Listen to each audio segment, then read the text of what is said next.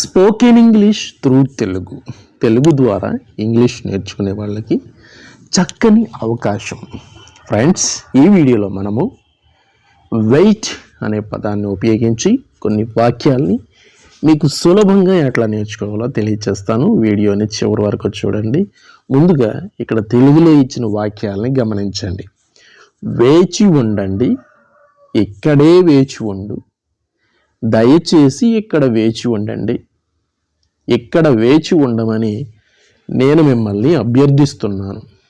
మీరు ఇక్కడ వేచి ఉన్నారా? నేను 2 గంటల నుండి ఇక్కడ వేచి ఉన్నాను. నేను ఉదయం నుండి ఇక్కడ వేచి ఉన్నాను. సో వీటిని ఇంగ్లీష్లో ఎట్లా చెప్పాలో నేను సులభంగా పాయింట్ టు పాయింట్ వివరిస్తాను. కాబట్టి వీడియోని ఎక్కడా స్కిప్ చేయకుండా చివరి వరకు చూడండి. నచ్చితే ఒక లైక్ చేయండి, మీ ఫ్రెండ్స్తో షేర్ చేయండి. సో వీడియోలోనికి వెళ్ళే ముందు మీకు ఒక ఇంట్రెస్టింగ్ క్వశ్చన్. సో దీన్ని మనసుతో ఆలోచించి చెప్పాలండి. సో అలాగే దానికి సరైన ఆన్సర్ని సెలెక్ట్ చేయండి. దానికి మీ ఎక్స్ప్లెనేషన్ కూడా కామెంట్ సెక్షన్లో తెలియచేయండి. క్వశ్చన్ ఏంటి అంటే, what will decide the value of the person? మనిషి యొక్క విలువను డిసైడ్ చేసేది ఈ క్రింది వాటిలో ఏది?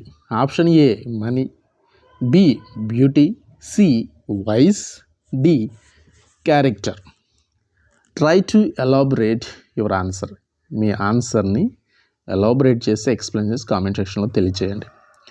వెయిట్, వేచి ఉండండి. వేచి ఉండండి అంటే ఇంగ్లీష్లో వెయిట్ అని చెప్తాం.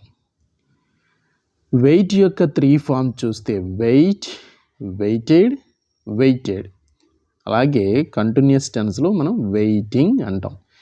వెయిట్ అంటే వేచి ఉండు, వెయిటెడ్, వెయిటెడ్, వేచి ఉండేను, వేచి ఉండేను. సో వెయిటింగ్ అంటే వేచి ఉన్నాను, అంటే ఇంకా నేను వేచి ఉన్నాను అని చెప్పేటప్పుడు వెయిటింగ్ని మనం వాడాలి. ఇక్కడే వేచి ఉండు, ఇక్కడే వేచి ఉండు. వెయిట్ హియర్, వెయిట్ హియర్ అంటే ఇక్కడ వేచి ఉండాలి. దయచేసి ఇక్కడ వేచి ఉండండి, దయచేసి ఇక్కడ వేచి ఉండండి. Please wait here, please wait here.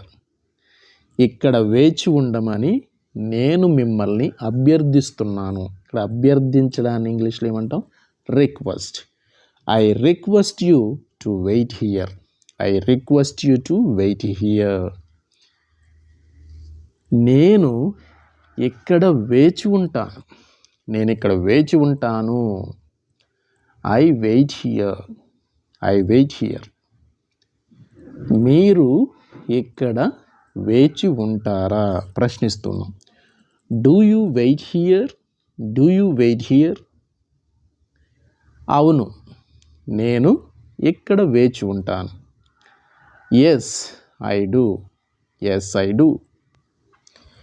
నిన్న నేను ఇక్కడ వేచి ఉన్నాను. I waited here yesterday.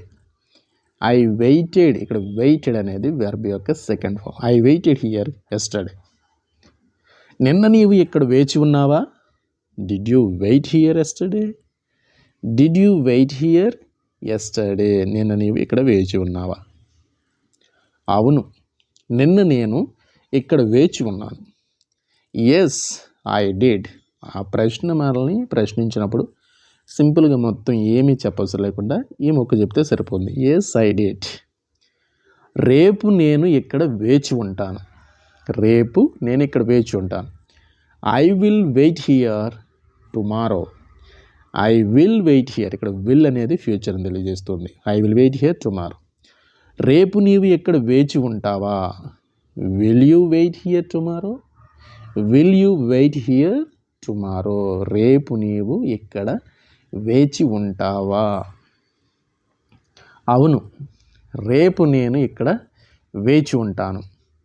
Yes I will, yes I will అనేది short answer.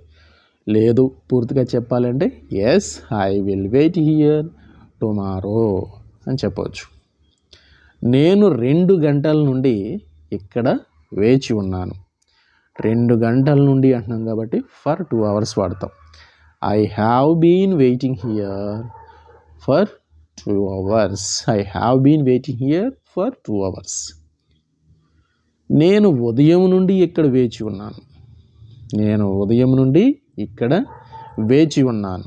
I have been waiting here since morning. Since morning ఉదయం నుంచి అని చెప్పడానికి సిన్స్